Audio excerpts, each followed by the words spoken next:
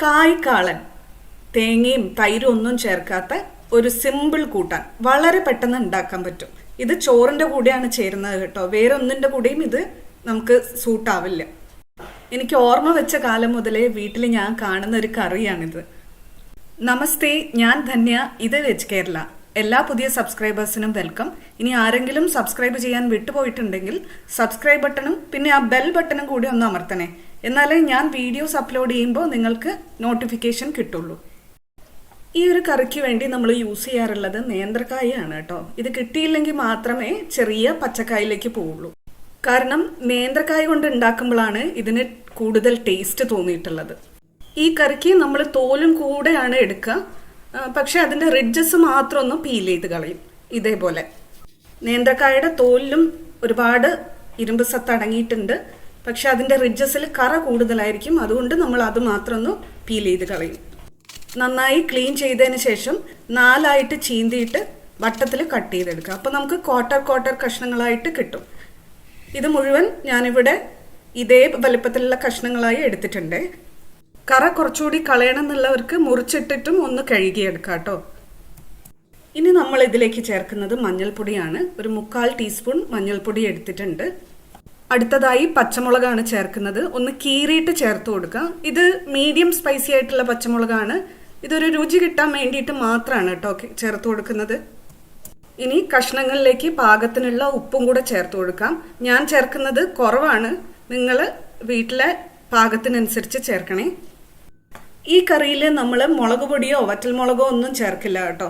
എരിവിനായിട്ട് കുരുമുളക് ക്രഷ് ചെയ്തതാണ് ഇതിലേക്ക് ചേർക്കുക. ഇതേപോലെ വലിയ തരികളായിട്ട് ക്രഷ് ചെയ്ത് എടുക്കണം, ഫൈൻ പൊടിയാവരുത്.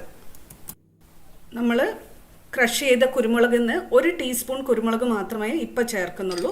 ബാക്കി നോക്കിയിട്ട് വേണമെന്നുണ്ടെങ്കിൽ ചേർക്കാം.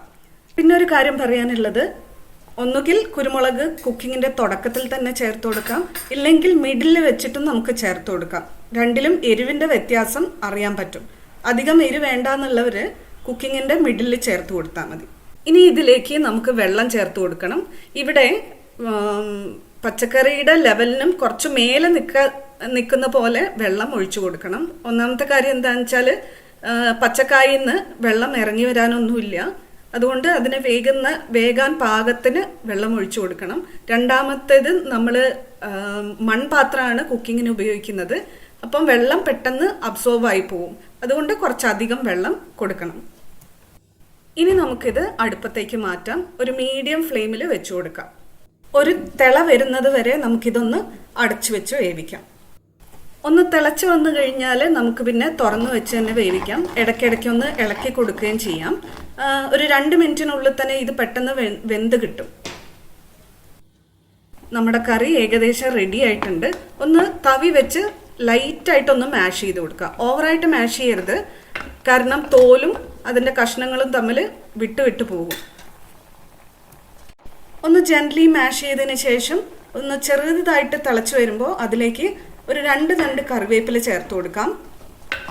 ഒന്ന് മിക്സ് ചെയ്തും കൊടുക്കാം. എന്നിട്ട് ഫ്ലെയിം ഓഫ് ചെയ്ത് കൊടുക്കാം.